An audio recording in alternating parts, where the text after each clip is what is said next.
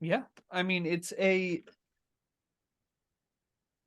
my tastes have changed pretty significantly since I've been in the industry, and that is frankly one of the flaws of being in the sales industry is how much your tastes change and how it moves you away from a standard normie perspective on it, which kind of makes you worse at your job.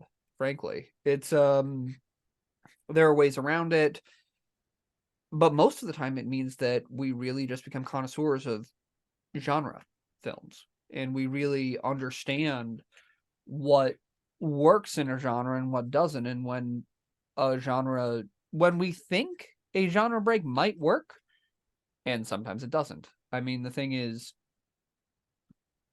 no gatekeeper knows what they're doing 100% of the time. If you're lucky, you have a 50% win rate. That's like you should be going to the World Series if that's where it is. But it's actually very analogous to batting averages. If you've got a 50% rate, you're doing really well. If you've got above a 30% rate, you are still a professional at this. It's only like once you get below 20% that people start to raise a side eye. But that was a pretty far cry from what we were talking about.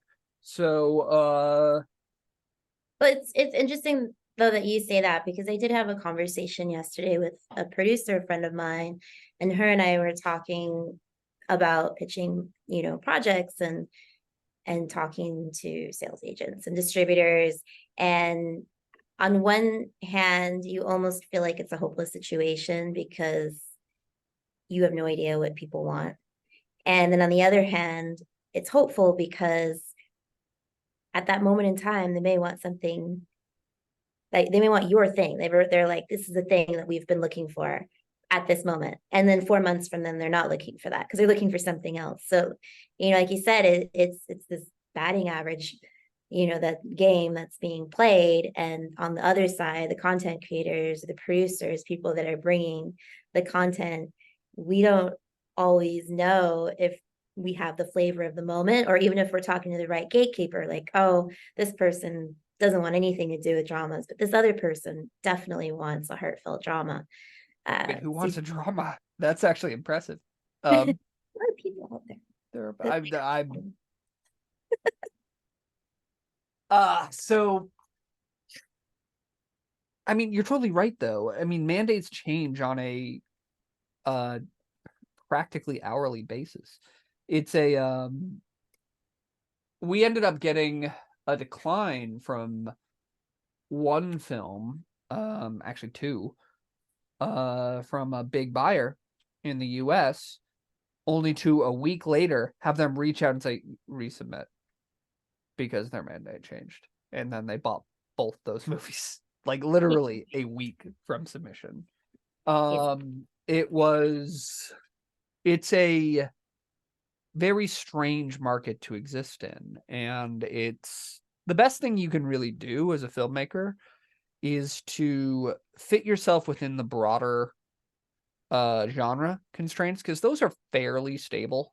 Like dramas are always hard, comedies are always difficult, name dependent, and extremely execution dependent. um And also don't necessarily travel oh yeah, country. I mean that's the thing, like Very, internationally, what makes us scream and is and what makes us scream is always very, very universal. What makes us laugh is not. What makes us emotional is not. That's why comedies and dramas have such a hard time on getting any international play. But if you are a filmmaker making this, just make a genre piece. Action pieces are safe. Generally, they're hard to make on the cheap, though. Horror films, that line is like always close to saturation, and sometimes it gets oversaturated, but like 2 days later it's back to we need more. It's such a weird market. But thrillers are kind of like a less reliable and more uh execution dependent version of a horror. family films, everybody across the globe sometimes needs Uncle Television to babysit the kids, so they're pretty much always safe. And then I guess the last one, I've forgotten what I've already said, but stick within these broader genres, and I'll link I'll try to link a thing on genre in the show notes here, but try to stick within the general genres and make whatever subgenre makes you happy beyond that, because those subgenres are what go in and out of vogue on a weekly basis. And that's Yeah. where you're going to end up. If you try to tailor it for what's hot now, you're going to be a year and a half out of date by the time that happens. So, to some degree, all industries these days are global, but I feel like the film industry in particular is especially global. Maybe that's just because I actually do some international sales, so I see that firsthand.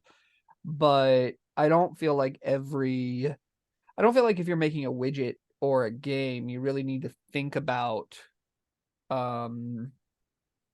exporting it to hundreds of international territories the same way you really need to as a filmmaker, at least in this day and age.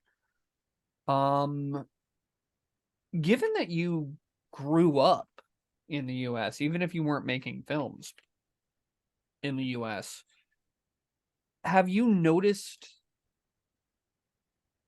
any differences in the content we release from each of these countries that are indicative of the cultures where these films are being released from?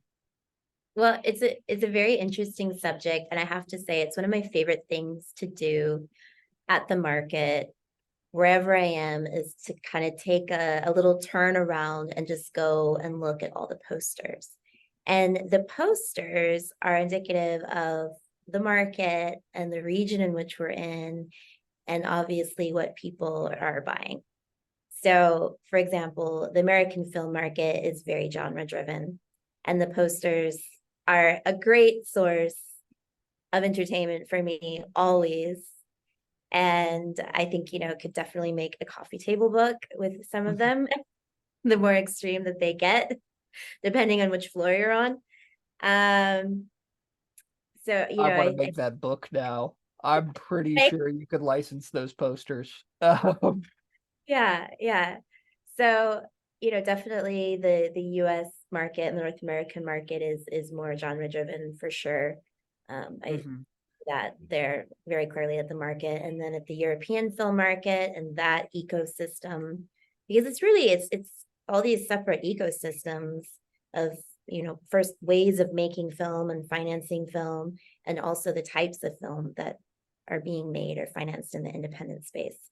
The European film market is much more auteur, artist, beautiful, thoughtful posters. There's fewer genre films, but there is still genre. There'll always be genre, but and then in Latin America, I noticed in Ventana Sur, it's definitely like much more heartfelt, thoughtful stories, local stories about different persons, very intimate usually. Maybe not as much genre, kind of more on the drama side Well, I of mean, things. that is how that tends to work. The reason that sales agents, that when somebody says that they've got a drama, every sales agent kind of has their eyes glaze over for a minute until they mention either it got into Sundance, or it has this big name in it. Those are about the only times that we start to perk up again. It's not like family movies, complete opposite. But it is interesting how most of the Latin American markets seem to be like that, but most of the Latin American markets are also pretty regional, aren't they? They're not like any of the big three, which would be AFM, EFM, and Con, which are really global markets. Yeah, I mean, I think a lot of the content currently that's being made in Latin America stays within Latin America, Mhm. and even country to country, which is something that filmmakers have really talked about for a lot. Just there's a common language, Spanish being spoken, and yet those films aren't moving from country to country, which is very interesting. I think it's starting to open up a little bit, um, especially with different distributors like Cineapolis, um, who are operating regionally, and they're Mhm. starting to move films a little bit more from country to country, which is helpful. Um, but yeah, it is kind of a bit of a phenomenon.